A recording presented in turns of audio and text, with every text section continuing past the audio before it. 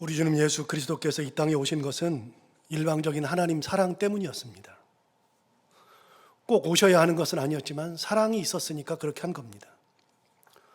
아담과 하와가 죄를 지은 것으로 인해서 우리는 이미 죽었고 그런 우리를 살리기 위하여서 오셨습니다.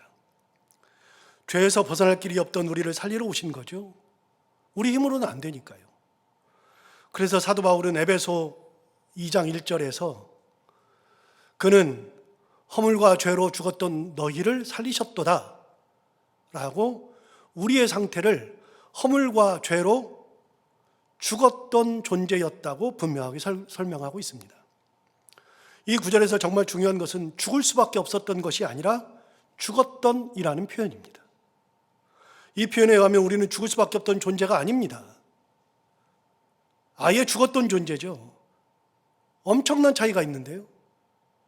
죽을 수밖에 없다는 것은 아직 살아있다는 것을 의미하는 생명체이고, 죽었다는 것은 아예 생명이 없는 이미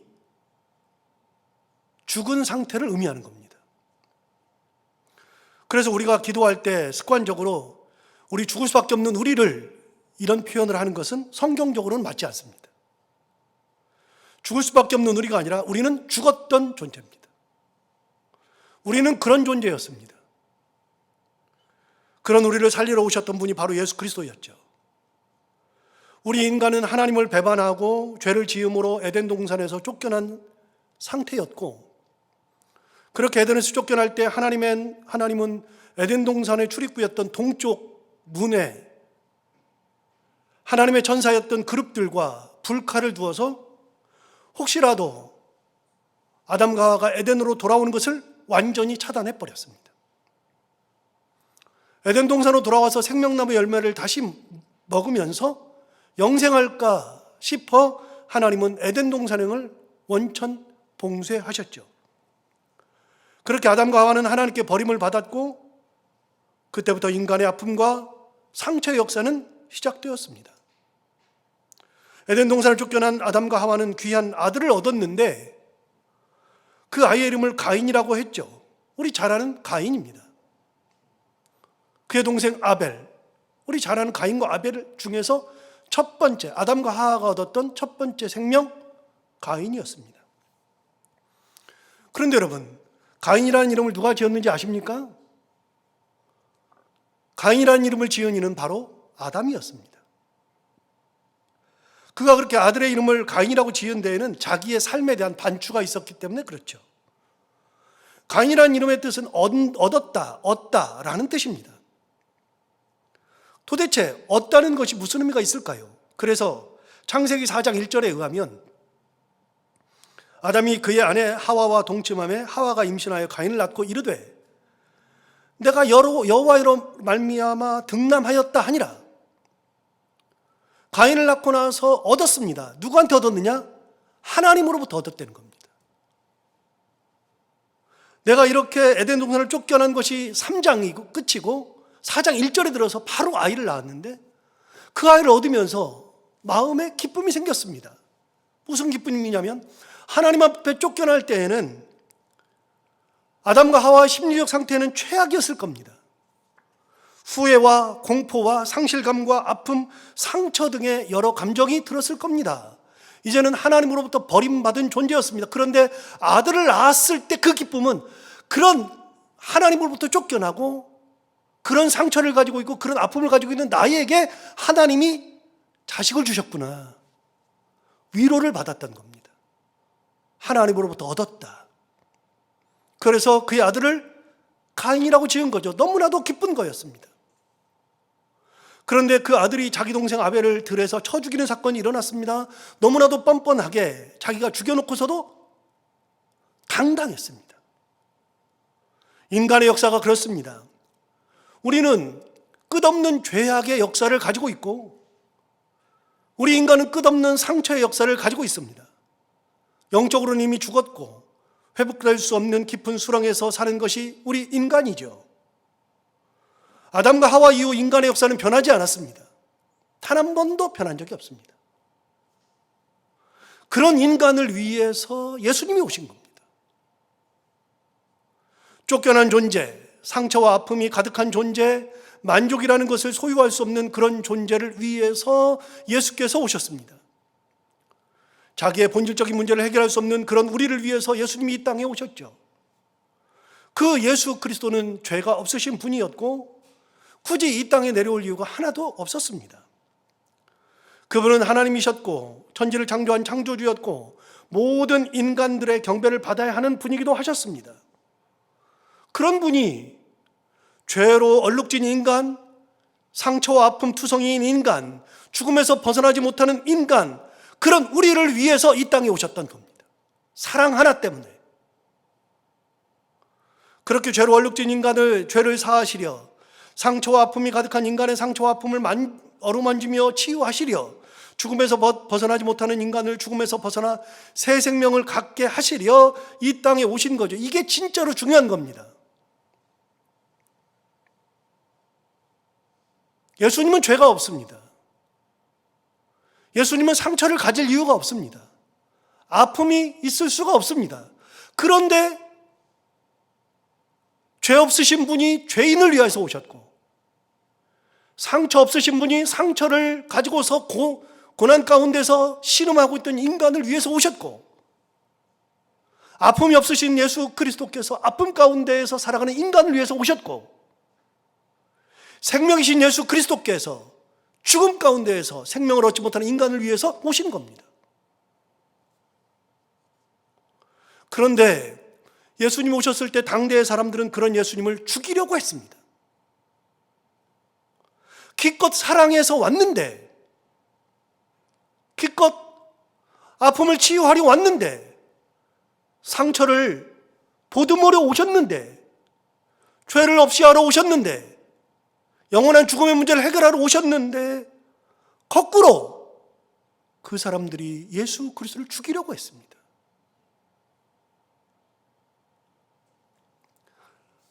우리 속담에 물에 빠진 사람이 실컷 구해줬더니 보따리 내놓으라고 한다 라는 말이 있죠. 적반하장을 일컫는 말인데, 이런 일을 당하면 진짜 억울해서 살 수가 없을 겁니다. 당대 이스라엘 사람들은 바로 보따리를 내놓으라고 하던 그런 사람이었습니다. 사람들의 죄악을 씻고 아픔을 치유하며 상처를 싸매시고 죽음을 생명으로 바꾸시기에 오신 그 예수님께 거꾸로 칼을 들이밀었습니다.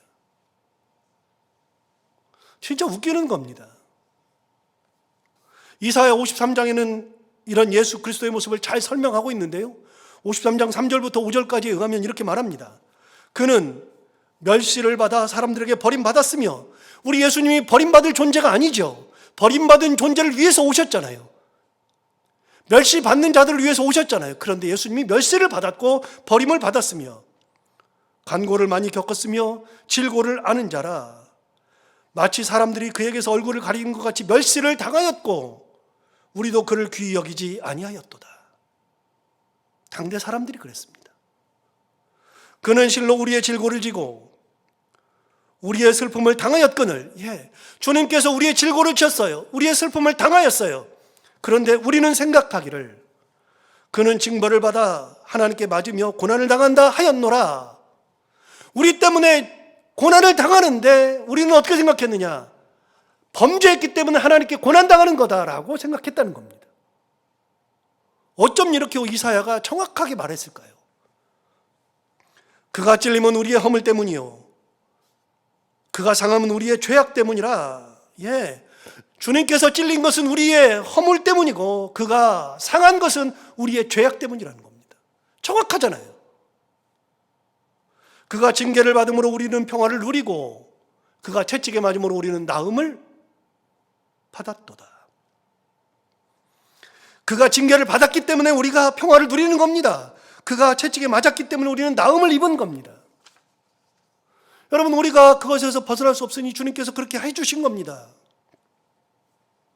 그런데 진짜 이사야가 700년 전에 예언한 것이 예수님 당시에 일어났습니다. 사람들이 예수님을 죽이려고 했습니다. 완전히 반대죠. 죄인을 위해서 죄 없으신 분이 오셨는데 죄를 뒤집어 씌워서 우리는 죄가 없고 네가 죄 있으니 네가 죄를 담당하라고 말했던 인간. 상처 없으신 분이 상처를 가득한 사람을 위로하고 보듬고 치유하기 위해서 오셨는데 나는 상처 없고 네가 상처 있으니 네가 상처를 당하라고 말했던 인간. 우리 주님은 그런 대접을 받았습니다. 애들이 가끔 이렇게 말할 수 있는데요. 도대체 부모로서 해준 게 뭐냐? 라고 말할 수 있습니다. 철 들으면 아는데요. 도대체 부모로서 해준 게 뭐냐? 제가 설교 준비를 다 마치고 이제 저녁에 잠을 자고 새벽 2시 반쯤 일어났습니다. 사무실을 나올까 하다가 새벽 2시 반에 나오면 하루 종일 졸릴 것 같아서 자다 깨다 그러다가 잠이 이제 다 깨서 이제 TV를 틀어서 CTS 방송을, 기독교 방송을 틀어서 봤는데 거기에 개그우먼이 한 명이 나왔습니다. 우리가 잘 아는 개그우먼이. 그분이 엄마랑 같이 홋카이도를 여행하는 것을 찍은 겁니다. 홋카이도를 여행해가지고 엄마랑 같이 앉아가지고서 얘기를 하는 거예요. 그런데 자기가 어렸을 때 이제 경험을 얘기하는 겁니다. 그 당시에는 나이키가 유행했잖아요. 나이키를 엄마한테 사달라고 그랬는데 엄마가 욕을 하면서 안 사주더랍니다. 그러니까 어린 마음에 나는 분명히 우리 엄마가 저렇게 하는 거 보니까 주워왔다. 그렇게 하고서 어린 시절을 보냈는데 그런데 나중에 가보니까 알겠더랍니다. 엄마가 그때 내가 주워와서 그런 게 아니라 사주고 싶은데 돈이 없어서 못 사줬다는 걸 늦게야 알았다는 겁니다. 우리 엄마는 왜 나를 주워왔듯이 이렇게 했을까 그랬는데 나중 보니까 주워온 게 아니라 아이를 키우는데 신발 사주는 것도 어려운데 겨우겨우 사주는데 도대체 엄마는 나를 주워왔어? 나를 이렇게 해? 그렇게 얘기했다는 겁니다. 하도 보채니까 엄마가 나이키를 사주는데 가죽 운동화를 사주는 게 아니라 천으로 된 운동화 싼 거를 좀 사줬나 봅니다. 그걸 신고 가가지고서 목욕탕에 갔는데 어떤 사람이 그걸 훔쳐가서 도망가버립니다. 그래서 신발은 없고 목욕탕집에 있는 슬리퍼 신고 집에 왔다가 욕이란 욕은 다 들었답니다. 그러면서 엄마에게 그래, 엄마 미안하다. 이제야 내가 엄마를 알겠다. 엄마가 막 울면서 엄마 고생했어 그랬더니 엄마가 막 울면서 괜찮아, 자식들은 다 그렇게 키우지. 여러분, 우리는 그거를 몰라줄 때가 있어요. 사람의 마음도 몰라줘요. 그걸 보는데 제 생각도 많이 나더라고요. 저도 그런 경험들이 있으니까요. 혼신의 힘을 다해서 키우는데 부모로서 해준 게 뭐냐? 그렇게 말할 수 있습니다. 실컷 도와줬는데 도대체 뭘 도와줬다고? 내 인생 갉아먹기만 했지 뭘 도와줬냐고 말하는 경우도 있습니다. 속담에서 얘기한 것처럼 실컷 물에 빠져 죽게 된 사람을 구해줬더니 보따리 내놓으라 그러니까 얼마나 황당할까요? 우리 주님이 그랬습니다. 우리 주님 구원하러 오셨는데 네가 죄인이니까 죄를 당하는 거지. 네가 허물이 있으니까 허물을 네가 당하는 거지. 네가 질고가 있으니까 네가 지는 거지. 라고 했다는 겁니다. 마태, 마가, 누가, 요한복음에 의하면 당시 유대인들, 특히 서기관, 바리새인, 사두개인, 종교 지도자들은 한결같았습니다. 그래서 예수 그리스도를 죽이려는 시도를 끊임없이 했습니다. 그 내용을 다 확인할 수는 없고 제가 요한복음에서만 그냥 예수를 죽이려고 했던 것을 찾아봤습니다. 그랬더니 요한복음에서만 예수를 죽이려고 했던 시도들이 많아요. 요한복음 5장 18절에 의하면 유대인들이 이로 말미암아 더욱 예수를 죽이고자 하니 그랬습니다. 유대인들이 예수를 죽이려고 했습니다. 이미 5장에서 그랬습니다. 요한복음 7장 1절에서는 그 후에 예수께서 갈릴리에서 다니시고 유대에서 다니려 아니하심은 유대인들이 죽이려 하밀어라 그랬습니다. 유대인들이 예수를 죽이려고 했었습니다. 그걸 알았기 때문에 예수님께서 갈릴리에서만 다니려고 했었습니다. 7장 19절에 의하면 모세가 너희에게 율법을 주지 아니하였느냐? 너희 중에 율법을 지키는 자가 없도다. 너희가 어찌하여 나를 죽이려 하느냐? 예수님 그렇게 말씀하셨습니다. 왜 나를 죽이려 하느냐? 예수님은 유대인들에게도 정확하게 얘기했습니다. 그랬더니 사람들 대답합니다. 무리가 대답하되 당신은 귀신이 들렸도다. 누가 당신을 죽이려 하나이까? 사람들은 예수님을 귀신 들렸다고도 이야기했었습니다. 뭘 모르는 사람들은 누가 당신을 죽이려고 하는데 미쳤으니까 네가 그런 소리 하지라고 이야기하기도 했었습니다. 8장 37절에 의하면 나도 너희가 아브라함의 자손인 줄 아노라. 그러나 내 말이 너희 안에 있을 곳이 없으므로 나를 죽이려 하는도다. 주님이 계속해서 얘기했습니다. 나를 너희들이 죽이려고 한다. 11장 53절 이날부터는 그들이 예수를 죽이려고 모의하니라. 작당을 했습니다. 예수님은 끊임없이 살해 위협에 휘말려야만 했었고 실제 예수님께서 그것을 알고 계셨기에 갈릴리에서만 다니시고 유대에서는 다니려고 하지 않으셨습니다. 그래서 사람들은 예수님 보고 귀신 들렸다고 이야기할 정도로 오해까지도 받았고 억울함이 많았습니다. 이렇게 예수님은 마음 상한 우리를 위해 오셨다가 더 큰 상처를 얻으셨죠. 이 땅에 계시면서 사람들이 가지고 있었던 상처를 치유하러 오셨다가 사람들 가지고 있는 그 상처보다 더 큰 상처를 가졌습니다. 사람들의 아픔을 치유하러 오셨다가 사람들이 가지고 있는 아픔보다 더 큰 아픔을 받으셨습니다. 죄인을 구원하러 오셨다가 더 큰 죄를 뒤집어 쓰셔야만 했었습니다. 억울한 자들을 위해서 오셨다가 예수님은 더 큰 억울함으로 십자가를 지셔야만 했었습니다. 이분이 바로 예수님이시죠. 그래서 히브리서 4장 15절에서는 우리에게 있는 대제사장은 우리의 연약함을 동정하지 못하실 리가 아니요 모든 일에 우리와 똑같이 시험을 받으시니로되 죄는 없으시니라 라고 기록되어 있습니다. 우리에게 오신 예수님은 우리 연약함을 동정하지 못하실 리가 아니에요. 그러니까 무슨 말이냐면 예수님이 우리가 아파하고 있을 때 이렇게 말한다는 겁니다. 우리가 아파하면 아프냐? 그거 진짜 아프더라. 내가 경험해 보니까 그거 너무 아프더라. 좀만 힘내. 너 상처 입었니? 나도 상처를 입어보니까 견딜 수가 없더라. 그 상처 조금 있으면 지나가니까 힘내. 너 슬퍼서 울지 많이 울어라. 그래야 속이 후련하고 다 괜찮아져. 참지 말고 실컷 울어라. 그리고 힘내. 나도 억울해서 미치는 줄 알았다. 우리 예수님은 하나님이시기 때문에 인간의 아픔을 안다. 그걸로는요, 신이 인간을 이해하는 거지만 예수님은 인간이 되셔서 인간의 아픔과 인간의 상처, 인간의 억울함을 다 경험했기 때문에 우리가 가지고 있는 억울함과 상처와 아픔을 이미 경험하셨기 때문에 동정하실 수 있다는 겁니다.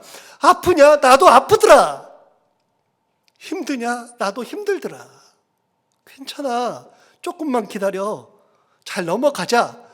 너 억울해서 울지? 나도 억울해서 진짜 많이 힘들더라.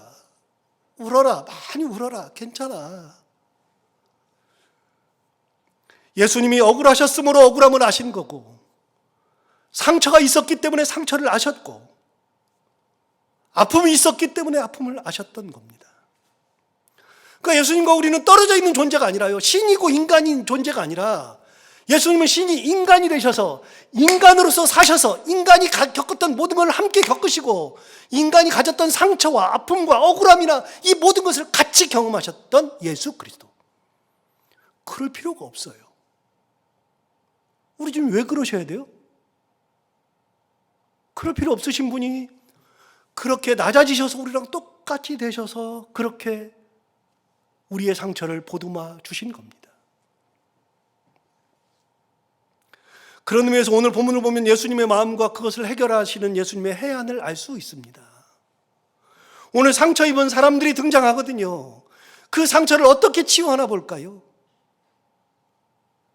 오늘 본문에 의하면 서기관과 바리새인들이 가늠하다 현장에서 잡힌 한 여인을 예수님께 끌고 와서 이 여인을 어떻게 처리할지를 묻는 장면이 나옵니다. 본문 3절부터 5절까지 나오는데요.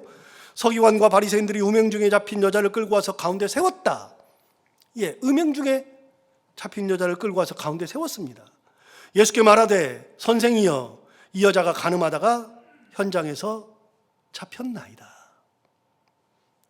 모세는 율법에 이런 여자를 돌로 치라 명하였거니와 선생은 어떻게 말하겠나이까? 여러분, 가늠하다가 현장에 잡힌 여자를 서기관과 바리새인들이 끌고 왔습니다.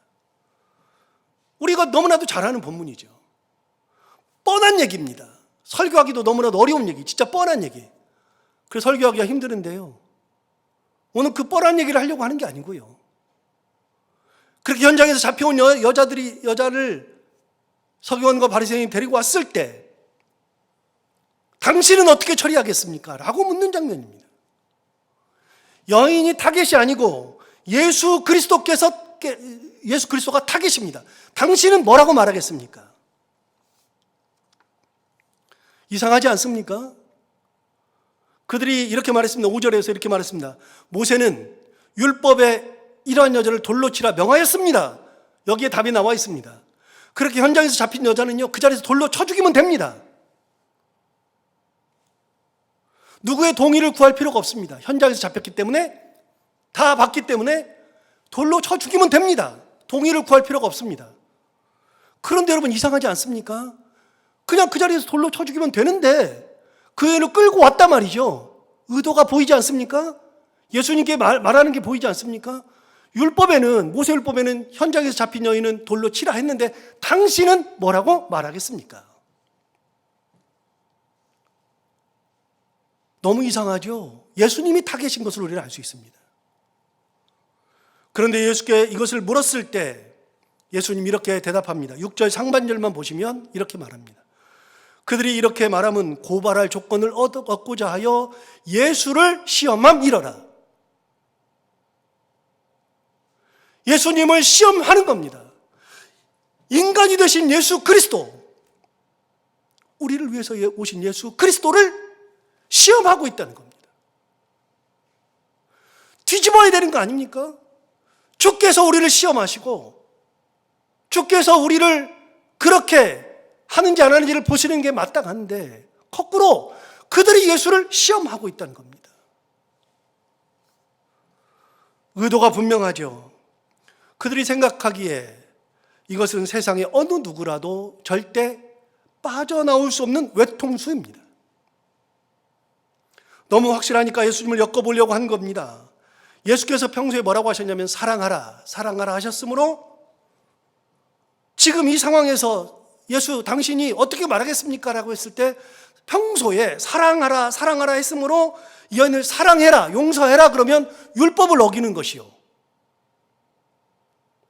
이거는 사랑의 것이 아니다. 이거는 율법으로 처리해야 되겠다. 그러면 율법대로 너희들이 처리하라 그러면 당신이 평소에 말하던 사랑은 다 허상이었네. 말도 안 되는 거였네.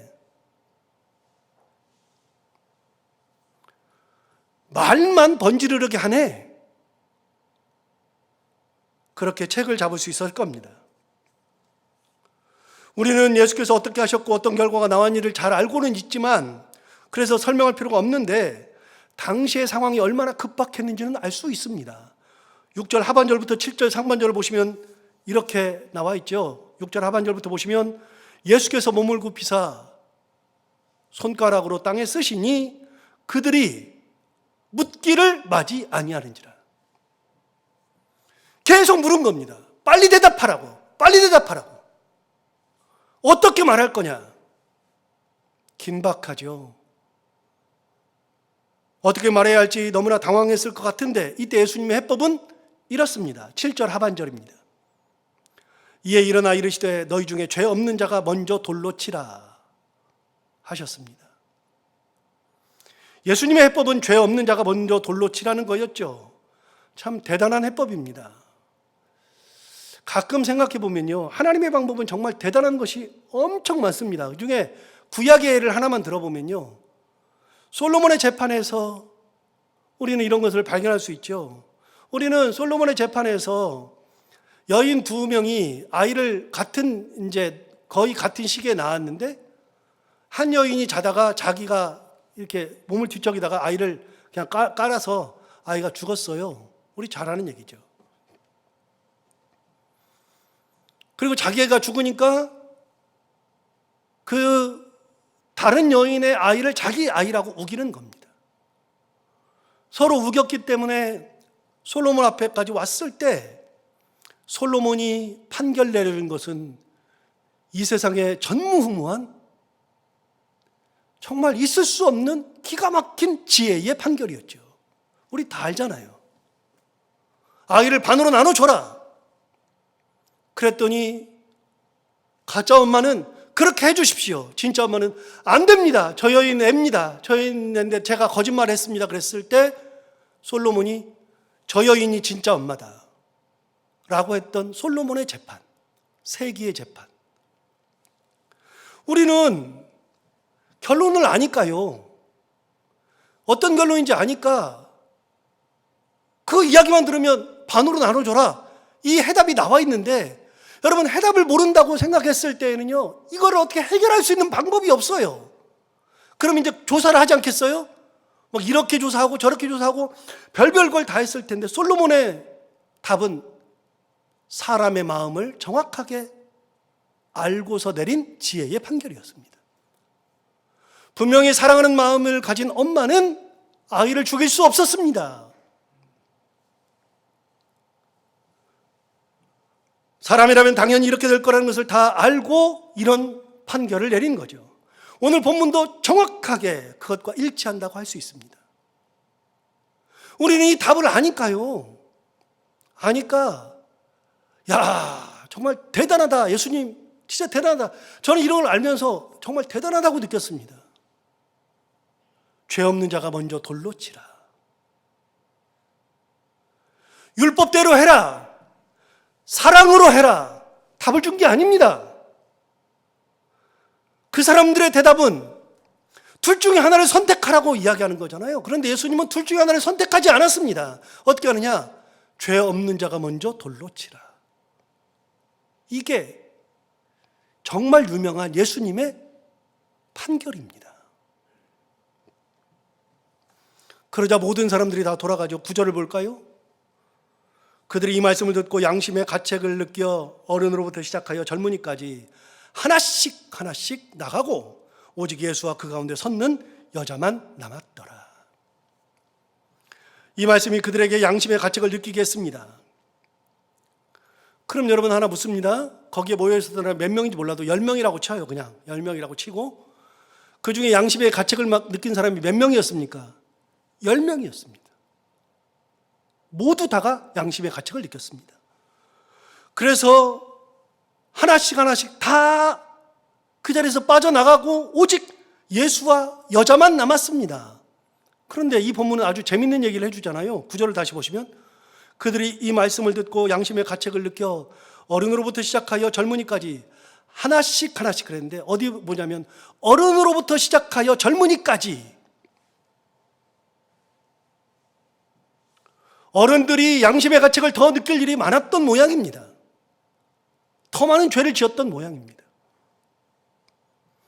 어른들이 돌을 들어서 치려고 하다가 돌을 내려놓고 가기 시작하니까, 하나 나가니까 다른 사람도 돌을 내려놓고 떠나고 다른 사람도 돌을 내려놓고 떠나는데, 마지막에 젊은이까지 하나씩 하나씩 다 빠져나가게 되었습니다.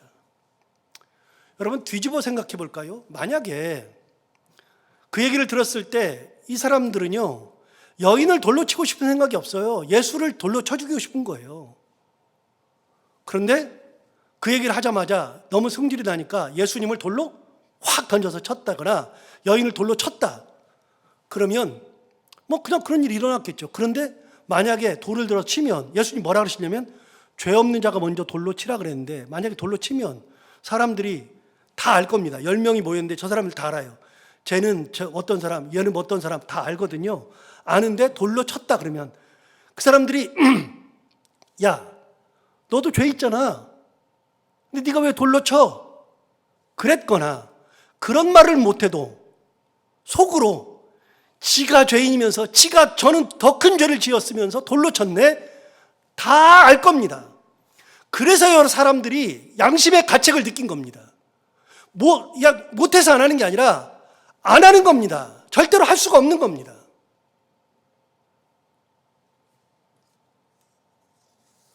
이 절체절명의 순간에 예수님은 귀한 해법을 냈죠.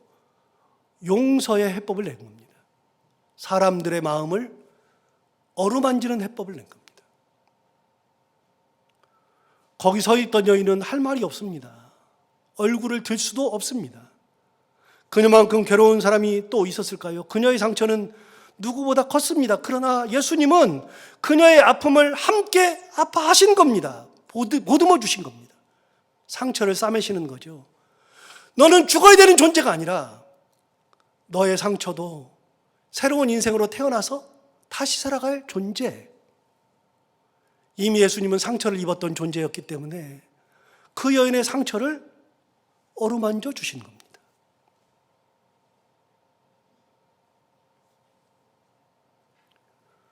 그리고 그 여인의 상처를 어루만지고 새 사람을 만들어 주시는 거죠. 오늘 읽지는 않았는데 11절에 보면 이렇게 말합니다. 대답하되 주여 없나이다. 예수께서 이르시되 나도 너를 정죄하지 아니하노니 가서 다시는 죄를 범하지 말라. 여러분, 다시는 죄를 범하지 말랍니다. 새 사람을 만들어 주시는 거죠. 여러분, 남들을 미워하신 적 있죠? 우리 살면서 남들 미워하는 경우들 많죠. 그런데 심리학적으로는요, 남들을 미워하면 내가 미워하는 사람이 상처를 입으니까 좋을 것 같은데 내가 미워하면 내가 미움의 상처를 그대로 갖는다는 겁니다. 자기를 후벼 판다는 겁니다. 그때부터 지옥이 시작됩니다. 저는 어렸을 때도, 학교 다닐 때도, 신학교 다닐 때도, 목회 초년병 시절에도, 영국에서 유학하던 때도, 영락교에 있을 때도, 지금도 여전히 미워하는 마음이 많습니다. 가끔 불쑥불쑥 올라옵니다. 용서가 안 되는 경우들이 많습니다. 여러분, 미워하는 마음이 생기고 용서하는 마음이 없으면요, 평화가 없어요. 그냥 어떻게든 해코지 하고 싶어요. 그래서 사람을 미워하면요, 자기 자신을 계속해서 갉아먹는 겁니다. 끊임없이.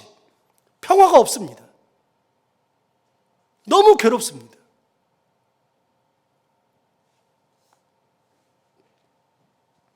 그런데 여러분, 왜 그렇게 미움이 있어요? 왜 용서를 못해요? 그것은 자기 마음속에 미움이 가득해서 그런 겁니다. 상처를 주고 싶은 마음이 있어서 그렇습니다. 상처를 누구든가 주고 싶어요. 그래야지 마음이 편할 것 같아. 해결이 안 됩니다. 상처가 가득하니까.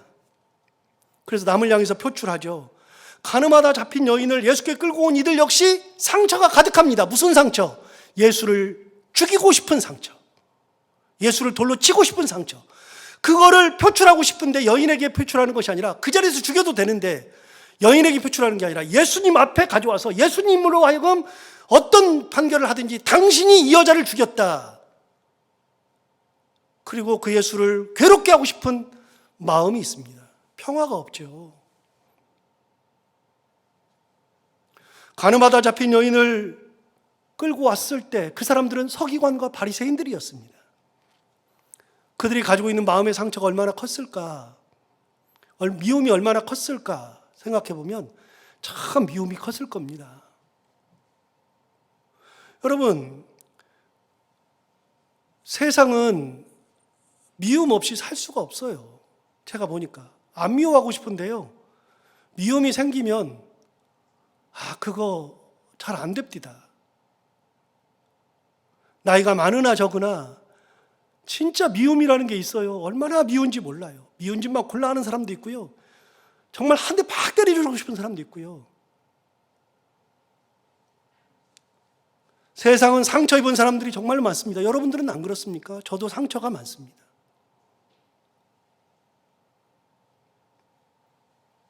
아픔 때문에 눈물 흘리지 않는 사람이 진짜 없습니다. 여러분, 상처가 가득한 영혼이었던 이 여인이 예수님 앞에 갔을 때 상처가 치유되었던 것, 아픔을 가득 가지고 있고 살 희망조차 없던 그 여인이 예수님을 만났을 때 그 아픔을 다 보듬고 치유하시는 예수님을 만나고 새 생명을 살라고 말씀하시는 예수님의 말씀을 들어 새 생명을 가질 수 있었던 것, 미움이 가득한 그 사람들의 그 미움을 예수님 앞에 가지고 가서 어떡할 겁니까? 라고 물었을 때 예수님께서 그 미움이 가득한 사람들 마음까지도 미워하지 못하도록, 죄를 짓지 못하도록 하셨던 그 예수님, 여러분, 예수님은 이 땅에 오셨을 때 미움이 가득하고 상처가 가득한 사람들로부터 공격을 받아 그렇게 상처와 미움 가운데 살았지만, 그걸 경험하신 예수 그리스도께서 똑같이 상처받는 사람들에게 너도 상처받아봐가 아니라 그 사람들의 마음을 동정하시고 너 힘들지. 여러분, 가만히 보세요. 사람들이 나를 몰라주는 경우가 많거든요. 그런데 우리 주님, 저를 보시고 얘기하는 겁니다. 너 힘들지. 너 빚 갚느라고 얼마나 힘드냐. 그거 네 잘못도 아닌데 네가 갚느라고 얼마나 힘드니. 너 네가 해놓고서도 그렇게 욕먹지 얼마나 힘드냐. 너는 잘해주려고 그랬는데 그런 일 당하니까 얼마나 괴롭냐. 너 억울하지. 그런 억울함 얼마나 힘드냐. 잘 안다. 울 때 되면 실컷 울어. 괜찮아. 여러분, 상처를 경험한 예수께서 상처 입은 사람을 치유하시고 미움이 가득한 사람의 그 미움을 예수님께서 받으시고 더 이상 미워하지 못하도록, 사람들이 죄를 짓지 못하도록 바꾸시고 새 생명 주시고, 그분이 바로 우리 주님 예수 그리스도입니다. 여러분, 우리가 사람들의 배 갔을 때의 상처가 치유되는 게 아닙니다. 미움이 없어지는 게 아닙니다. 주님 앞에 갔을 때, 주님을 바라볼 때 주께서 말씀하시는 것을 들어야 되는 겁니다. 나도 그랬어. 나도 그랬어. 힘내. 그리고 치유하시는 예수 그리스도, 그분을 만나야만 되는 겁니다. 이 사순절의 기간에 이 땅에 오신 예수 그리스도는 우리의 상처와 우리의 아픔을 치유하시기 위하여서 오신 겁니다. 그 예수 그리스도의 은혜를 가지고 오늘도 주님 앞에 감사하며 주님 앞에 가기를 기뻐하며 살아가는 우리 모두가 다 되기를 바랍니다. 기도하겠습니다.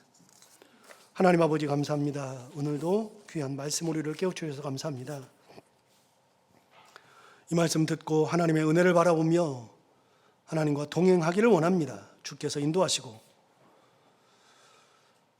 몸둘 바를 몰라 하던 그 여인을 용서하시고 새 생명 주신 예수 그리스도, 미움이 가득해서 죽이려고 하는 그들의 그 미움을 다 어루만져서 그들에게 죄를 짓지 않도록 하시고 그들을 돌려보내셨던 예수 그리스도, 하나님 아버지, 우리가 그 예수님을 바라보며 이 사순절의 기간에 죄 없으신 분이 오셔서 죄 있는 우리들의 죄를 감당하시고 그리고 우리에게 새 생명 주셨던 것을 바라보며 주님의 은혜에 감사하며 살아가는 우리 모두가 다 되게 하여 주옵소서. 우리 가운데 마음에 상처가 있고 아픔이 있는 모든 분들 주님 앞에 나아가게 하시고 주님을 바라보게 하시고 주님의 은혜 가운데에 상처의 치유함을 받고 감사하며 살아가는 저희들이 다 되게 하여 주옵소서. 감사하며 예수님 이름으로 기도하옵나이다. 아멘.